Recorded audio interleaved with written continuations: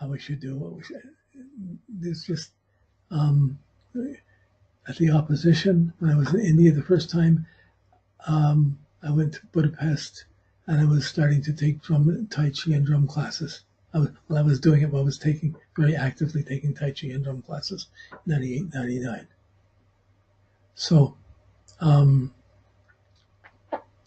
each time there was a traveling, went back to see my mom in Budapest. I went not back. I went to see my mom. She retired and moved there with her second husband. And the first time I was in India and came back to Canada. So there was a reassessing of understanding in some way that was profound going on there. Then at the square, my mom died and I was made the executor of her estate. And my son and grandson were living with me. My grandson was getting in trouble. I had Saturn was squaring the Jupiter. So I got these things, but having to understand how to do the estate and understanding things, it really was a different, something I never done before. I had to learn how to do. So that was the Saturn Jupiter.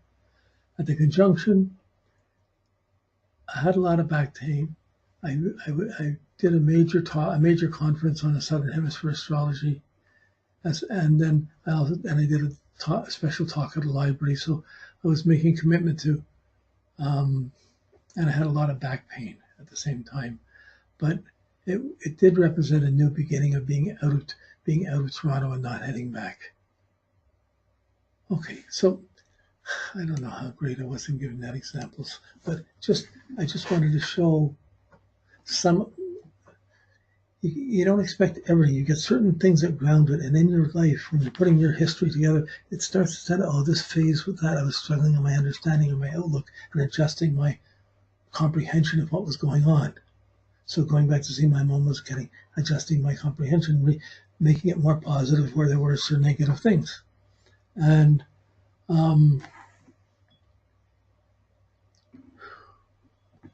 so Saturn aspecting Jupiter is going to restrict your understanding. You have to look at some difficulties and try to do a new assessment of it, do a new take, get a new outlook on it. So that outlook, getting a more conservative, more responsible outlook, is the Saturn to Jupiter aspects.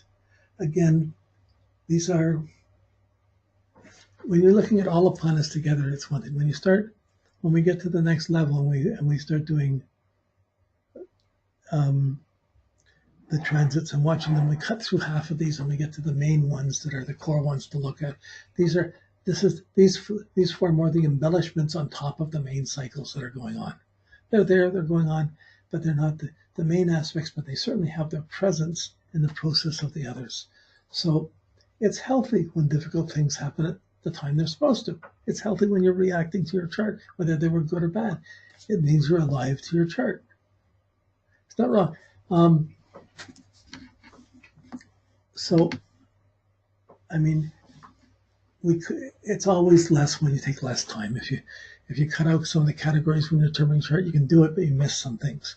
If you take half an hour to talk about a planet, you're going to leave things out that you wouldn't have the same time as taking an hour. But it's not possible to do all of the planets in one class without.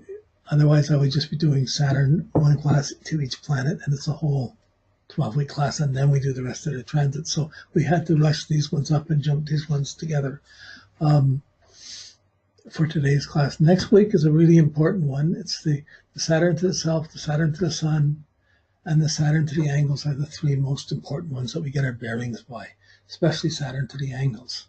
So the graph for next week, we're doing Saturn to the angles, but we're doing the conjunctions.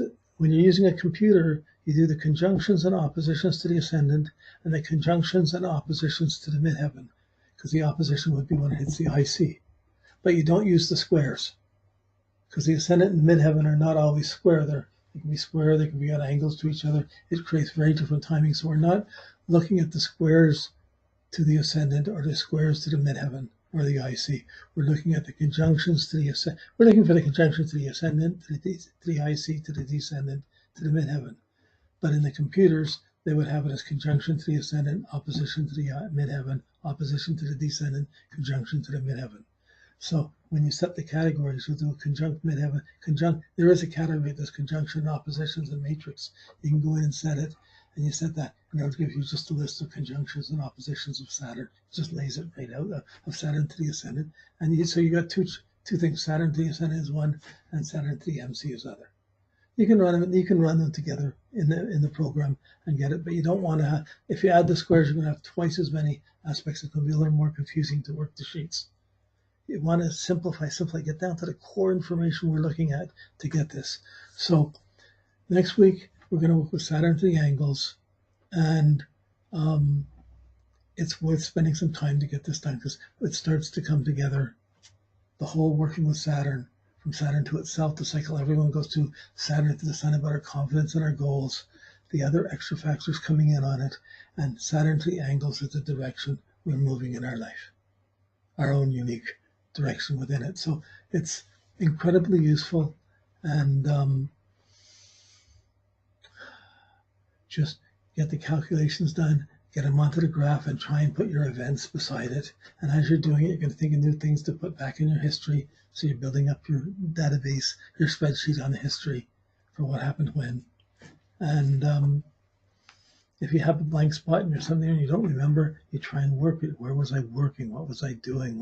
You try and work back to see, was I in a relationship or not? Where was I? Like you got to expand. But these are the crisis times between the phases, and here's the ones where the phases will start to be very valuable to know.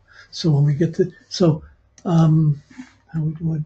Yeah, okay. So I'm about done here, and next week we do Saturn to the angles. The following week we do all of Jupiter cycles, Jupiter, and then we're going to next week do Mars. The following week we do the Sun, and then we do Uranus, Neptune, and Pluto to finish the class.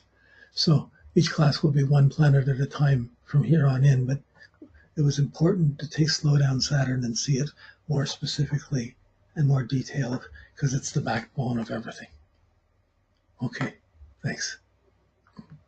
I'll see you next week.